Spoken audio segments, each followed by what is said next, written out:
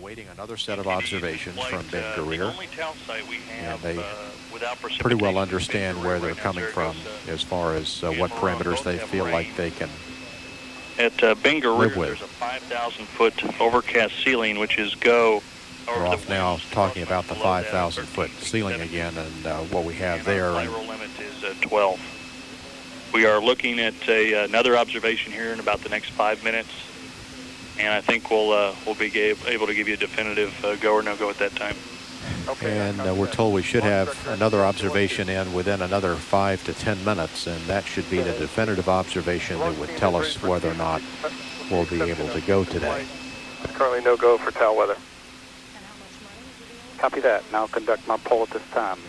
Chief Engineer, verify ready, go, no go for flight. Engineering team is go. And KSC Director, Safety and Mission Assurance. Listen to the weather, otherwise go. Copy that. And I assume if we get a good call from the flight on weather, you're go. Absolutely. Okay. And payload processing director. Our payload flight elements are go. Okay. Cape weather? Roger, sure. We have no constraints to launch. Okay. And ops manager. And how about consultants? Are the grantees allowed to hire consultants, and what are the guidelines for that? They are allowed to hire consultants. It's certainly within the purview of the budget. And when the applicants fill out their budget form, as they'll see in the application, there is a specific line for consulting fees that they have to separate out from the year one. And can the grant funds be used to support professional development activities? Absolutely, as long as within the scope of the project. So outside the scope of the project, we would be able to use that. We have a phone call from Ken Alfred, is it, in New York City? Let's hear what Ken has to ask you. Ken? Hi, I'm Kim from Alfred University. Will the grant support a person to come in and train professionals over the course of the grant period? If the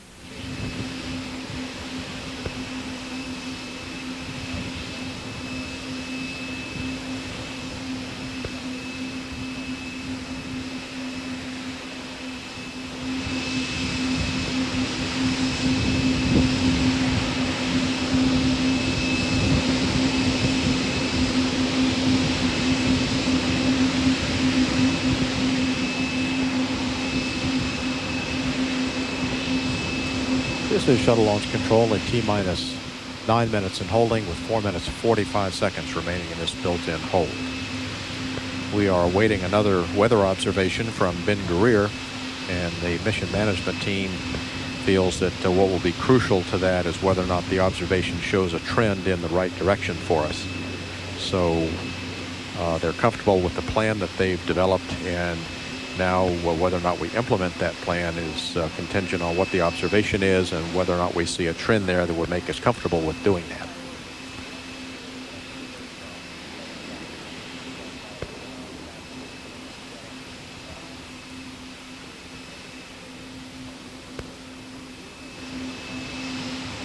And basically all they're talking about doing is allowing up to 15 knots of crosswind rather than 12, which is the nighttime parameter.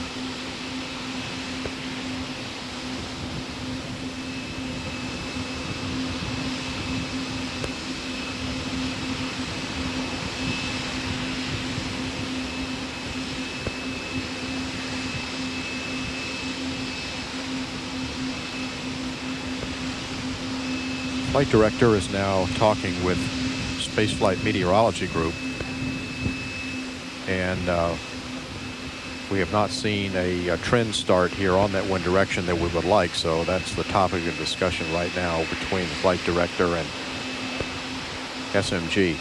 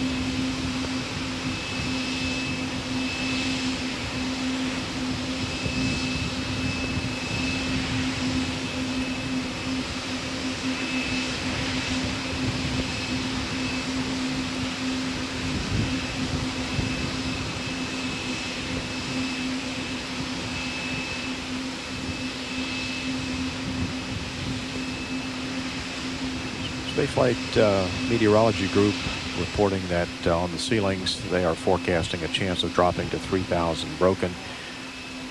Also, last observation was still out of limits, but we're still awaiting that upcoming observation. CGLS entity on 212. GLS, go. Cancel pending resume, please. I'll give flight more time to evaluate. Complete. Thank you. Houston flight, this entity, go ahead. Okay, Steve, for you guys and the crew, we have looked at it very hard. Ben Guerrier right now is at 5,000-foot broken deck. The crosswinds right now are 11 peak 16. We do not expect that to diminish, so at this time we are no-go. I copy. And we do not expect any updates for the remainder of the window. I copy that. Launch director entity on 212. Go ahead, NTD. Okay, we're still, we have canceled pending resume at this point, our nominal resume, and we are at a recommendation from flight that we've exceeded our TAL weather constraint.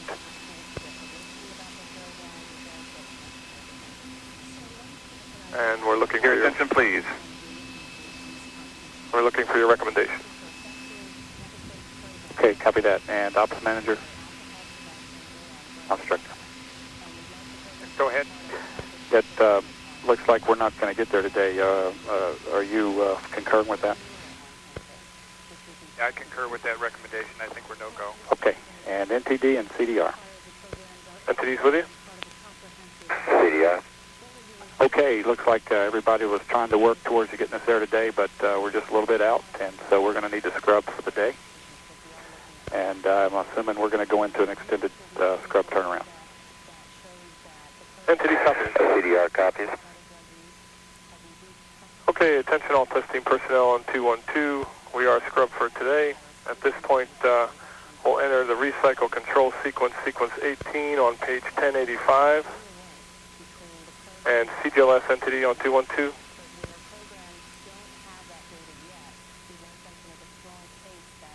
GLS on 212. Give cutoff. Cutoff is given.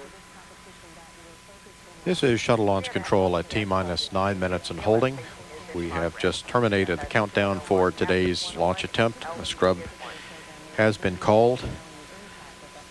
The consensus from the weather observations at Ben Guerrier by the team of Spaceflight Meteorology Group and our flight director at JSC and the chairman of the mission management team here at KSC is that weather is not going to work itself into something that we feel comfortable with, particularly in terms of the crosswind situation. So Launch Director Dave King has passed the word to NASA Test Director Steve Altemus to go into an extended scrub turnaround plan. At this point, we really don't know where we go from here. So we will be preparing to let the astronauts go back to the crew quarters while we attempt to look at our options and see where the next launch opportunity might be. At T-minus 9 minutes and holding with a scrub for today, this is Shuttle Launch Control. GLS 29. GLS confirms valid OI and PCMU active. Proceed with PCMMU. Power switch to off. Copy. And CDR, panel C3, OI PCMU, power switch off.